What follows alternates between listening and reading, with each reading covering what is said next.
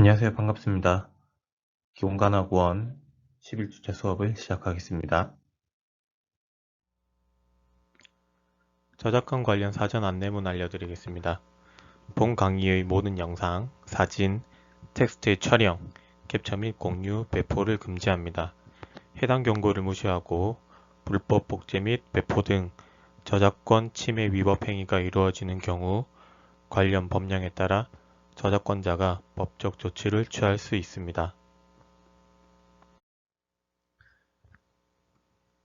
오늘은 우리가 임상에서 볼 수 있는 여러 가지 진단 검사에 대해서 알아보겠습니다. 진단 검사들은 보통 우리가 알고 있는 혈액 검사나 소변 검사, CT, 엑스레이, 내시경, MRI, 초음파 이런 것들이 있습니다. 그래서 이번 시간에는 이런 기본적인 진단 검사들이 어떤 것들이 있는지 알아보고, 그리고 검체 수집을 했을 때 검체 수집 방법과 그 검체를 관리하는 방법에 대해서도 알아보겠습니다. 마지막으로 진단적 검사 전과 중과 검사 후에 있는 간호에 대해서도 알아보겠습니다.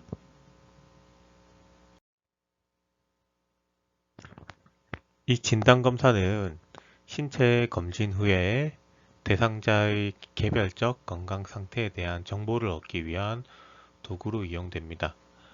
어떠한 임상적인 상황이나 그리고 증상이나 징후들을 가지고 진단을 내리는데, 이러한 진단을 뒷받침하기도 하고 또 질병의 경과를 예측할 수 있는 것이 진단검사입니다. 또 치료에 대한 대상자의 반응에 대한 정보를 제공하는데, 임상병리검사로 혈액검사나 소변검사, 대변검사, 객담검사 등이 있고, 특수진단검사로 흡인검사, 정기생리적 검사, 내시경, 방사선, 초음파, 자기공명 영상, 핵의학 검사들이 있습니다. 그래서 간호사들은 이러한 검사 방법들에 대한 지식들이 있어야 되고, 또 안전하고 정확한 검사가 이루어지도록 해야 됩니다. 진단검사를 할 때 검사 전과 검사 중에 그리고 검사 후에 우리가 해야 될 일에 대해서 알아보겠습니다. 먼저 대상자에게 우리가 이 진단검사를 해야 되는 검사의 목적이나 방법, 그리고 검사 전과 중과 후의 주의사항과 검사 후에 나타날 수 있는 증상이나 합병증에 대해서 설명을 해야 됩니다. 또 동의서가 필요한 검사의 경우에는 대상자에게 절차와 처치에 관해서 충분한 정보를 제공하고, 특수진단검사나 특수처치가 필요한 경우에는 간호사는 병원 내 타 부서와 함께 일정을 조율해서 검사가 정확한 시간에 이루어지도록 해야 됩니다. 대상자가 스스로 준비를 해야 되는 검사들이 있습니다. 그러한 경우에는 검사 설명서나 소책자를 주고 준비하도록 합니다. 예를 들면 내시경 하기 전날에 우리는 병원에 미리 방문해서 내시경을 위해서 관장을 하기 위한 약들을 섭취한다든지 이런 것들이 있습니다. 또 심리적 지지를 해줘야 됩니다. 이게 왜냐하면 발생하는 통증이나 불안이나 치료 과정에 대한 스트레스가 있을 수가 있기 때문에 대상자들이 검사에 대한 두려움을 극복할 수 있도록 심리적, 정서적 지지가 필요합니다. 또 진단검사기구와 물품을 잘 준비해야 되는데, 혈액이나 책 접촉이 예상되는 검사들은 장갑이나 가운, 마스크, 보안경 등의 보호 장구도 필요하고, 무균적이나 멸균적 처치가 필요한 검사라면 외과적 무균 상태를 유지를 할 수 있어야 됩니다. 검사 중에는 검사를 하는 동안 대상자의 신체 반응과 심리 상태를 평가하고, 이상 반응이 있을 때에는 즉시 보고하도록 합니다. 그리고 대상자의 프라이버시는 존중해주고, 손을 잡아주거나 같이 옆에 서 있어주는 이러한 것들을 통해서 정서적 지지를 할 수 있게 해줍니다. 또 활력 징후를 지속적으로 관찰하고 오심이나 구토, 창백함 혹은 특이한 통증이나 지나친 불안 등의 특이 증상이 있는지 확인을 합니다. 검사 후에는 대상자의 활력 징후나 대상자의 상태를 자주 사정하고 체위나 식이의 제한이 있을 때에는 대상자와 보호자에게 상세하게 설명을 해줍니다. 또 검사 결과와 앞으로의 치료에 대한 과정에 대해서 설명을 잘 해주고 그걸 통해서 불안 감소와 정서적 지지를 해주도록 합니다. 또 검사물이 있을 경우에는 대상자의 이름이나 등록번호, 날짜, 그리고 검사물 특성을 라벨지에 기록하도록 하고 획득된 검사물은 가능한 빨리 검사실로 보냅니다. 감염 가능성이 있는 혈액이나 체액, 그리고 그 외의 검사물에 대해서는 격리 지침을 준수하고 그리고 검사물을 함부로 버리지 않도록 폐기에 주의를 해야 됩니다. 일회용 기구는 사용 후에 적절한 용기에 담아서 폐기하고 재사용하는 기구는 세척 후에 멸균 처리하여 재사용하도록 합니다. 검사가 끝나면 날짜, 시간, 검사물 획득 여부와 대상자의 반응 등을 가는 기록지에 꼭 남기도록 합니다.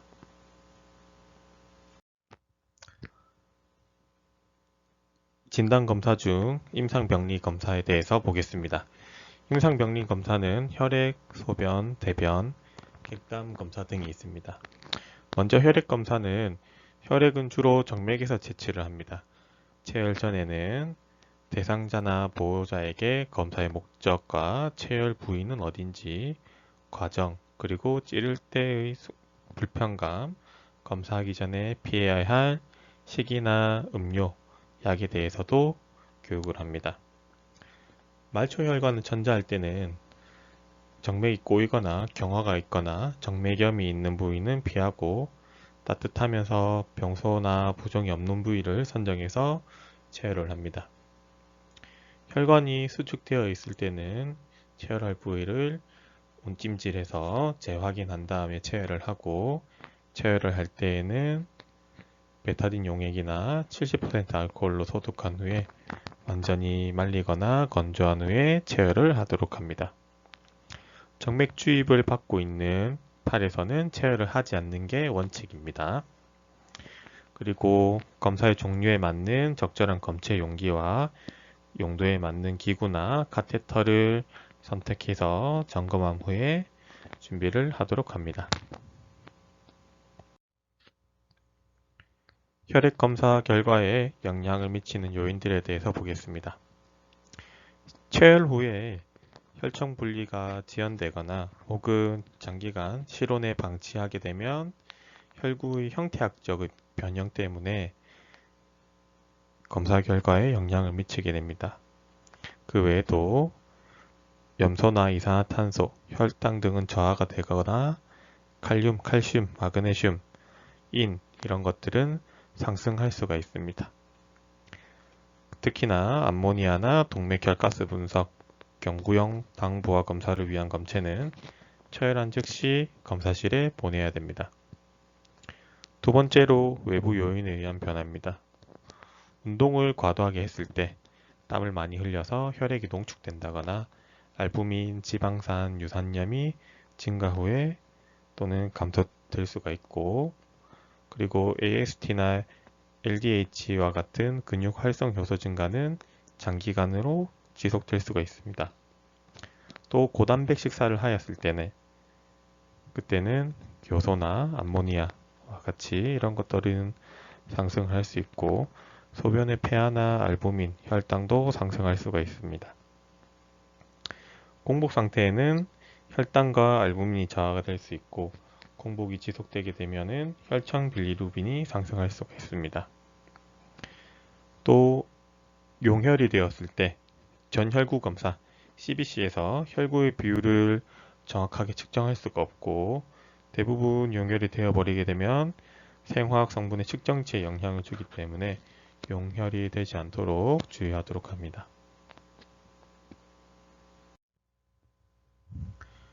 혈액 검사 종류에 대해서 알아보겠습니다. 전혈구 검사, CBC라고 합니다. 이 CBC는 헤모글로빈, 그리고 적혈구 용적비, 헤마토크릿, 그리고 적혈구와 백혈구 간별 검사로 일반적으로 가장 많이 처방되고 있는 혈액 검사입니다. 두 번째로 혈액화학 검사를 보겠습니다. 혈청을 이용해서 하는데 이 검사는 전해질과 효소, 호르몬, 콜레스테롤 중성지방을 측정하는 검사입니다. 먼저 혈청 전해질 검사는 전해질과 산, 염기 불균형을 확인하기 위해서 하는 검사로 나트륨과 포타슘, 그리고 염소, 중탄산이온을 측정합니다. 또 신장 기능을 평가하기 위해서 혈중 요소와 크레아티닌 검사를 시행합니다. 두 번째로 혈청 삼투질 농도는 혈액 내 용질의 농도를 측정하게 되는데 용질 입자에는 나트륨과 염소, 글루코즈, 비유엔 등이 포함됩니다. 정상치는 280에서 300 사이고 300이 넘어가는 결과는 수분이 체내에 부족하다. 그리고 280 이하가 되는 검사치는 체내에 수분이 과다하다로 해석하시면 됩니다. 그 다음은 약물 농도 검사로 체열을 통해서 약물의 치료적 농도를 확인하고 이 치료적 농도를 통해서 각 약제들이 약효 유지 농도가 체내에 존재하고 있는지를 확인하는 겁니다. 주로 임상에서 우리가 볼 수 있는 것은 방코마이신을 사용할 때 보통 3일 정도 사용하고 나면 방코마이신 농도 검사를 하게 됩니다. 그래서 방코마이신의 항생제의 용량을 조절해서 사용을 하게 됩니다. 다음은 혈액검사 종류에 따른 검체 용기가 있고 이 네 가지가 우리가 임상에서 주로 볼 수 있는 검체들입니다. 제일 왼쪽에 있는 보라색은 ETA 바틀이라고 합니다. 이걸 통해서 우리가 하는 CBC 검사를 주로 사용하고 두 번째 하늘색 바틀은 혈액 응고 검사 PT나 APTT나 피브노겐 검사를 합니다. 세 번째 있는 빨간색과 네 번째 벽돌색이라 되어 있지만 둘 다 색깔이 비슷해서 뚜껑을 보면 검은색과 노란색으로 구분이 되어 있습니다. 세 번째 있는 바틀은 세럼 분리용으로 세 번째, 네 번째 바틀을 자세히 보시면 네 번째는 젤이 들어가 있는 것을 볼 수 있습니다. 그래서 이 세 번째 바틀로 핵의학 검사, 면역 검사를 하고 네 번째 바틀로는 우리가 알고 있는 전해질 검사, 혈액 화학 검사를 하게 됩니다. 그 다음은 당뇨 검사가 있습니다. 먼저 간이 혈당 검사가 있는데 혈당은 식후 30분에서 1시간째 최고치를 나타내게 됩니다. 혈당의 정상은 100에서 140. 그리고 혈당을 측정할 때는 손가락 끝이나 혹은 귓볼을 통해서 체열을 할 수가 있습니다.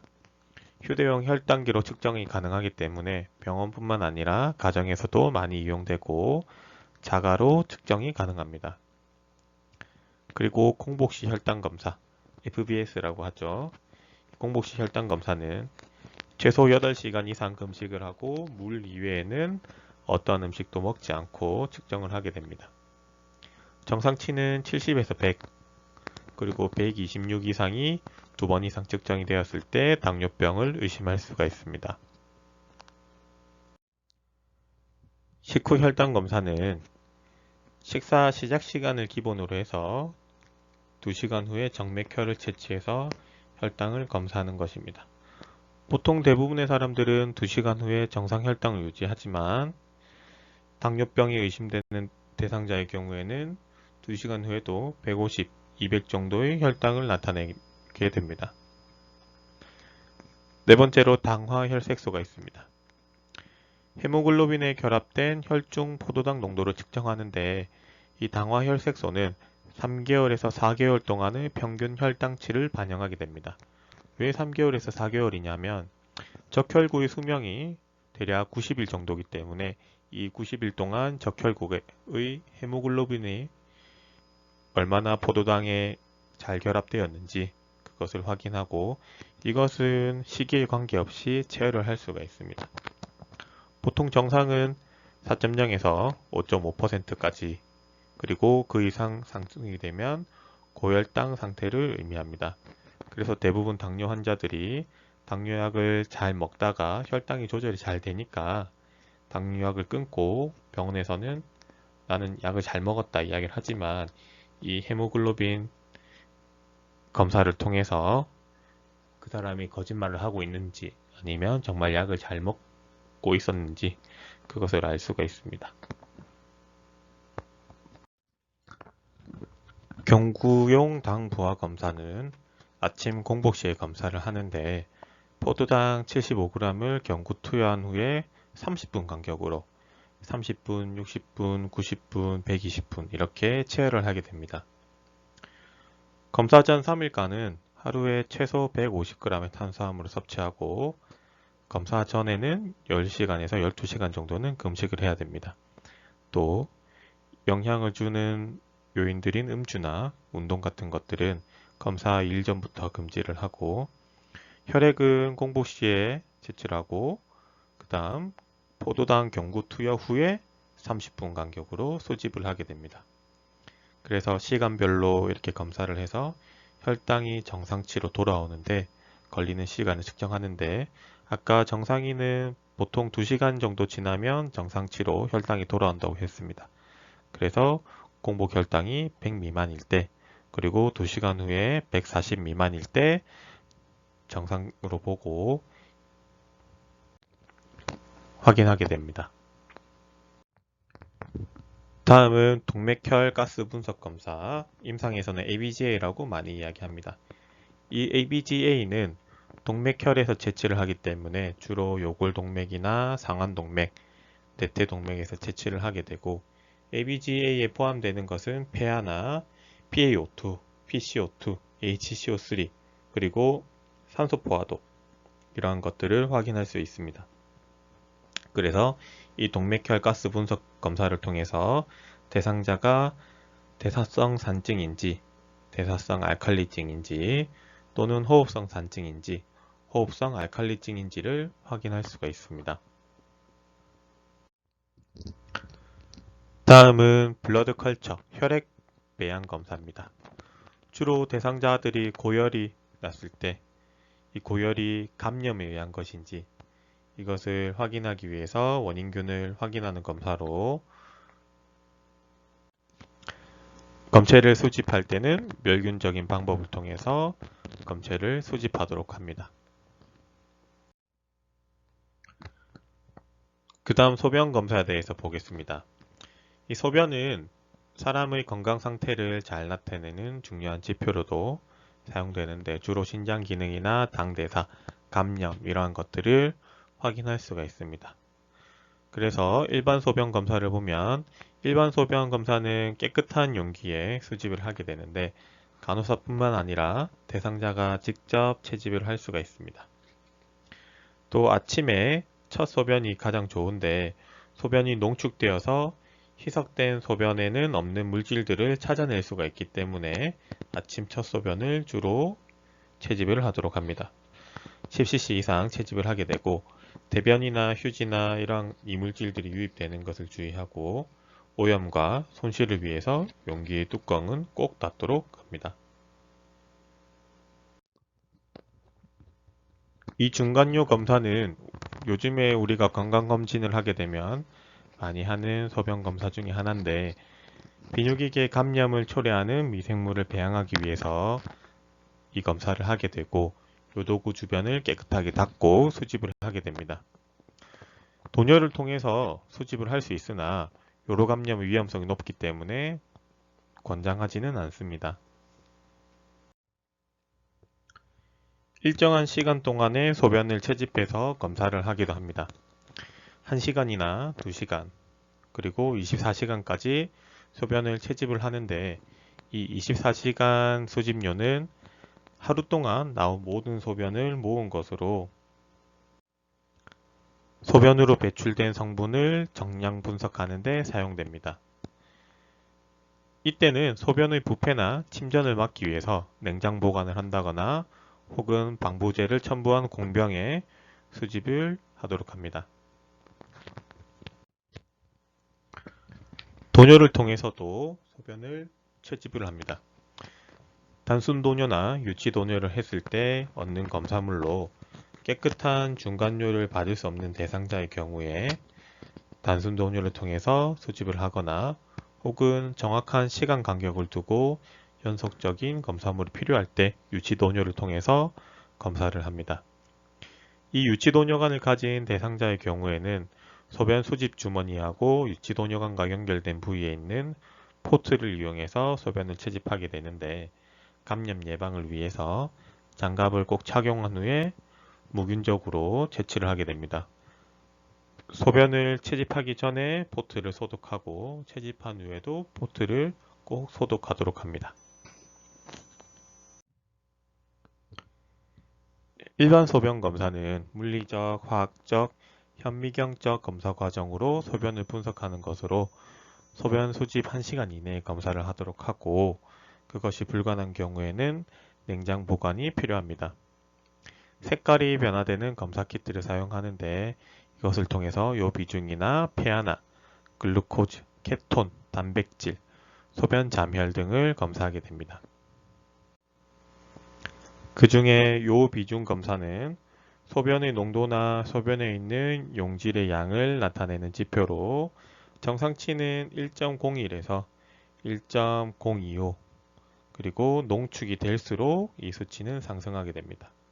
수치가 상승되었을 때는 몸에 수분이 결핍되었다거나 글루코즈와 같은 용질이 과다하다는 것을 볼 수 있고 이것이 하강되었을 때는 몸에 수분이 많다. 그리고 신장 소변 농축의 영향을 미치는 질병이 있을 때 하강된 수치를 볼 수가 있습니다. 소변 pH 검사는 소변을 통해서 산염기 상태를 조사하는 검사로 보통은 약산성, pH6을 나타내는데 증가가 되었을 때는 대사성 염기증, 감소되었을 때는 대사성 산증으로 해석할 수가 있습니다. 요당 검사는 당뇨 환자를 선별할 때 하는 검사로 혹은 임신 동안에 비정상적인 당 내성 여부를 확인하기 위한 검사입니다. 케톤요 검사는 정상적으로는 지방의 대사산물인 케톤체가 소변에서는 검출이 되지 않지만 고열이나 당뇨 환자의 경우에는 나올 수가 있기 때문에 이러한 대상자들을 선별하기 위해서 사용됩니다. 단백뇨 검사도 마찬가지로 단백뇨도 소변에서는 정상적으로 검출되지 않지만 사구체염과 같이 신장 손상이 있는 경우에 단백뇨가 나타날 수가 있습니다. 혈뇨 검사는 눈에 보이거나 보이지 않는 출혈들을 검사하는 것으로 혈뇨는 신장이나 요로 그리고 방광에 있는 손상을 확인하기 위해서 검사를 하게 됩니다. 대변 검사는 종양이나 감염 그리고 흡수 부족과 같은 병리학적 상태에 관한 정보를 얻기 위해서 사용되는데 위장관이나 또 다른 장애를 진단하는 데 사용됩니다.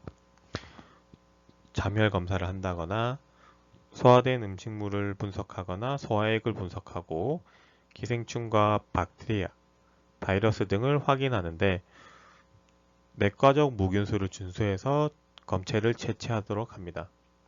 일회용 장갑을 착용한 후에 깨끗한 서랍자를 이용하고 대변을 체변 용기에 담아서 밀봉을 꼭 한 후에 검사실로 보내도록 합니다. 이 대변을 채취할 때는 대변 상태가 고형인 경우에는 대략 2.5cm 정도, 설사나 묽은 변일 경우에는 10에서 30cc 정도 채취를 하게 되고 배양 검사를 할 때에는 멸균 면봉에 묻혀서 멸균된 시험관에 넣고 밀봉한 후에 검사실로 이송합니다. 특이하게도 농양이나 점액이나 혈액 등이 관찰될 때에는 검체에 꼭 포함시키고 검체물을 수집한 다음에는 수집 날짜와 시간, 비정상적인 소견과 자멸 검사 결과, 배변 전후의 불편감, 항문 주위의 피부 상태와 출혈 여부에 대해서 꼭 기록하도록 합니다. 대변 잠혈 검사, 오컬트 블러드 혹은 스트롭이라고 이야기를 합니다. 이것은 대변 속의 혈액 유무를 확인하기 위해서 하는 검사고, 소량의 대변을 서랍자에 묻혀서 시약 카드에 도말한 후에 카드의 색깔 변화를 확인합니다. 이 시약은 헤모글로빈과 결합을 해서 색깔이 변하기 때문에 잠열이 있은 경우에는 푸른색으로 변하게 됩니다. 대변 잠혈 검사는 월경이나 치질, 혈뇨가 있을 경우에는 하지 않고 대변이 소변이나 휴지에 의한 오염이 되지 않도록 주의하도록 합니다.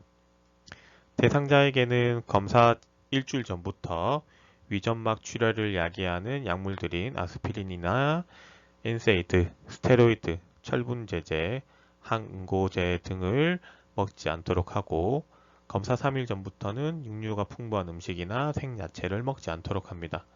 또 하루에 250mg 이상의 비타민 복용도 위음성의 결과를 나타내기 때문에 주의하도록 합니다. 객담 검사는 폐와 기관지, 기관에서 나오는 점액 분비물을 검사하는 것으로 병원균의 존재 여부를 확인하기 위해서 배양 검사를 하고, 사용하고 있는 향균제에 대한 민감성을 확인하기 위해서도 객담 검사를 실시합니다. 또 세포학적으로 떨어져 나온 세포의 기원과 구조, 병리학적 변화를 규명하고, 세포학 검사를 하기 위해서는 3일 동안 연속해서 이른 아침에 검사를 하게 되고, 폐암과 암세포 유형을 확인할 수가 있습니다. 또 결핵의 존재 여부를 확인하기 위해서 하게 되는데, 이때에도 3일 연속으로 객담을 수집합니다. 또 우리가 받고 있는 치료가 제대로 되고 있는지 치료의 효과를 확인하는데, 이때의 주의사항은 객담은 침과 꼭 구분이 되어야 되고 구분을 잘 해서 수집을 하도록 합니다. 객담을 수집할 때에는 수집 전에 구강 간호를 실시하고, 객담과 접촉을 막기 위해서 간호사는 장갑과 보호 장비를 꼭 착용합니다. 그리고 심호흡한 후에 기침을 하도록 하고, 숟가락으로 한 스푼이나 혹은 두 스푼 또는 15에서 30cc 용기에 객담을 수집하도록 합니다. 용기가 외부로 노출되었을 때는 소독제로 외부를 소독하고, 객담 전과 마찬가지로 객담 배출 후에도 구강 간호를 실시합니다. 검체는 밀봉한 후에 검사실로 이송을 하게 되고, 수집한 객담의 특성, 양이나 색, 농도, 객혈 여부, 냄새 이런 것들을 기록을 하고, 마찬가지로 객담 수집 방법을 어떻게 하였는지, 객담 수집할 때 대상자는 어떤 불편감을 나타냈는지 등을 기록하게 됩니다. 인후 배양 검사는 구강 인두와 편도 부위의 점막으로부터 검체물을 채취해서 미생물의 존재를 검사하는 것으로, 대상자를 똑바로 앉게 해서 입을 벌리고 혀를 내밀게 해서 아 소리를 내게 합니다. 그때 무균 면봉으로 혀 뒤편에서 검사물을 채취해서 검사실로 보냅니다. 잘 보이지 않을 경우에는 서랍자로 혀를 눌러서 펜라이트 등을 이용해서 채취를 하게 됩니다. 그 외에도 질이나 음경, 찍장, 눈, 귀, 상처나 병변에서 나오는 분비물 배양 검사도 실시할 수 있습니다.